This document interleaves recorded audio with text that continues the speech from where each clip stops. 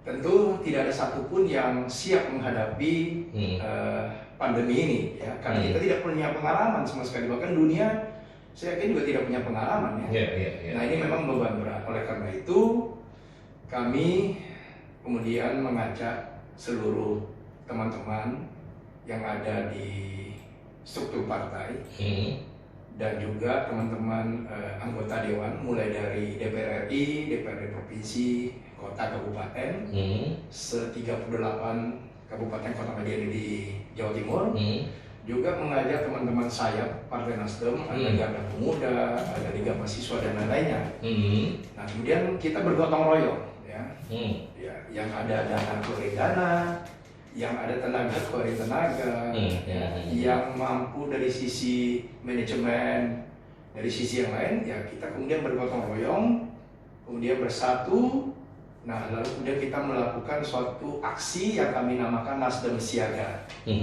Nah, aksi itulah kemudian dana yang terkumpul ini kami membeli sejumlah mesin penyemprotan disinfektan. Total ada 275 sampai hari ini, ya. Beserta juga bahan-bahan cairannya yang ada.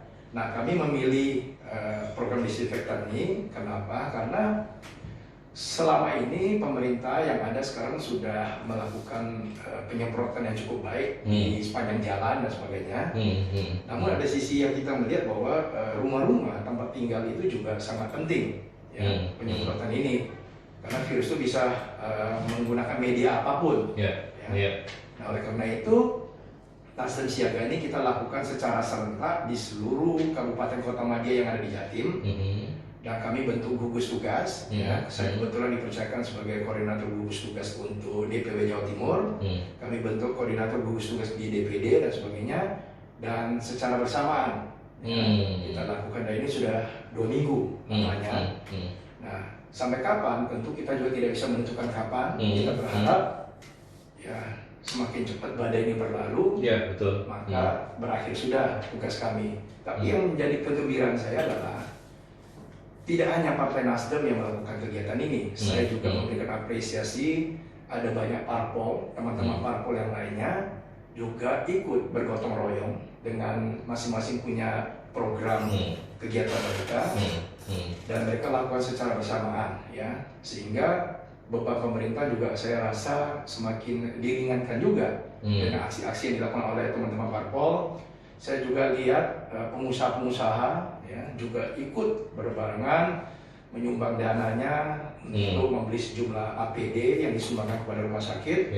Saya juga melihat ada yayasan-yayasan sosial, yayasan agama, ya, LSM, relawan, dan semuanya mereka juga ikut bersama membantu meringankan pemerintah. Dan kondisi sekarang ini saya pikir bukan saatnya lagi kita saling menuding mana yang benar, mana yang salah.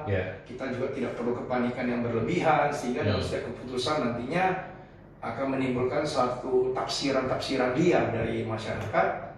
Maka dari itu saya pikir tidak perlulah kita terlalu panik dalam hal ini, tapi cukup waspada dan mengikuti protokol mitigasi kesehatan yang sudah dilakukan pemerintah. Dan masyarakat juga lebih baik stay at home di rumah. Tapi bagi masyarakat yang harus mengais rezeki nafkah di lapangan, ini juga kita harapkan adalah tetap menjaga jarak satu sama lainnya. Dan juga kita melihat pemerintah sudah mulai mengeluarkan berbagai kebijakan, stimulus ekonomi, juga dana-dana bantuan prakerja, insentif-insentif bagi yang akan di PHK, juga bantuan insentif untuk listrik, dan sekian banyak yang sudah dilakukan.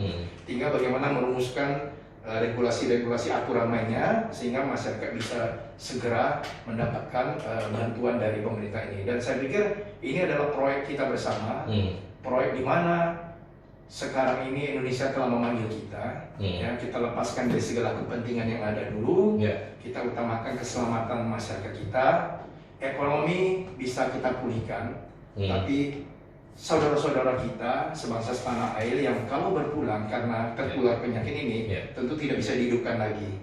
Maka lebih utamakan kita adalah bagaimana membuat virus ini tidak memiliki media untuk ditularkan lagi. Kita harus memutuskan mata rantai ini sesegera mungkin dengan cara ya tentunya nanti pemerintah akan punya cara-cara atau regulasi yang tepat sehingga bisa sesegera memutus mata rantai ini dan kita bisa kembali beraktivitas seperti biasanya.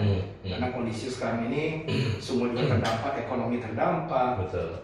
Ya, ada banyak hambatan-hambatan yang di lapangan. Belum lagi nanti persoalan sosial nantinya ya.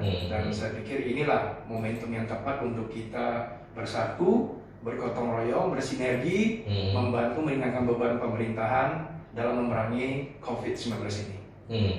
Ya, oke Bang. Tadi ada sampaikan kalau ini apa namanya wilayahnya Jawa Timur ya? Iya, wilayah Jawa Timur. Jadi bukan hanya yang di Surabaya saja.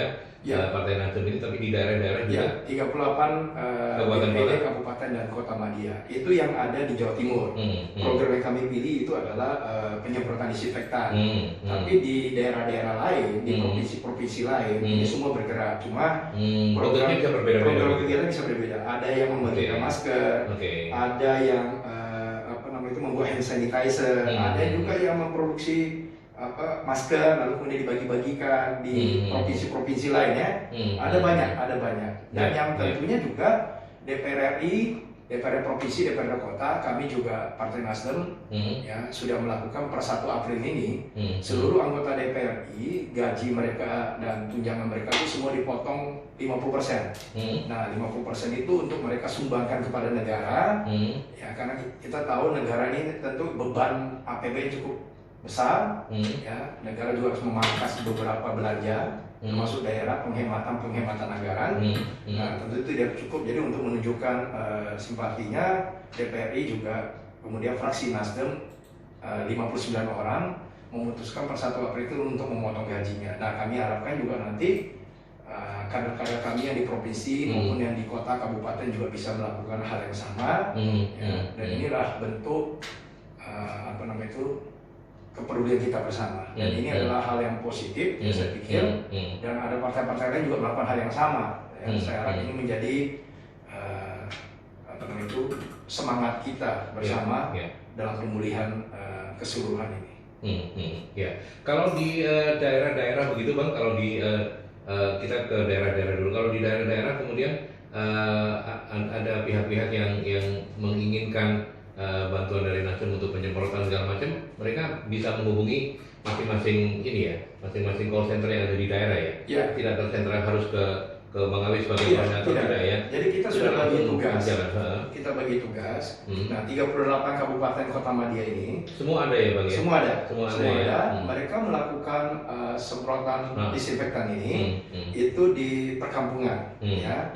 Di dapil mereka atau di konstituen di kampung-kampung. Termasuk balai desa ya, balai RW, balai RT, termasuk rumah-rumah ibadah ya dan sebagainya. Itu mereka lakukan, termasuk pondok pesantren. Ya, daerah-daerah yang dimana kita merasakan bahwa mungkin tapi kurang terperhatikan, misalnya kayak panti jompo, panti asuhan, ya. Nah itu mereka lakukan di daerah mereka masing-masing, mereka list dan satu hari mereka lakukan 4-5 kegiatan itu, ya, secara terus-menerus, daily ya, daily activity. Nah sementara yang Jawa Timur, DPW, selain mengkoordinir mereka untuk bergerak bersama, DPW Jawa Timur tidak melakukan, misalnya melakukan penyemprotan di perkampungan. Itu sudah tugas masing-masing DPD kabupaten maupun kota madya.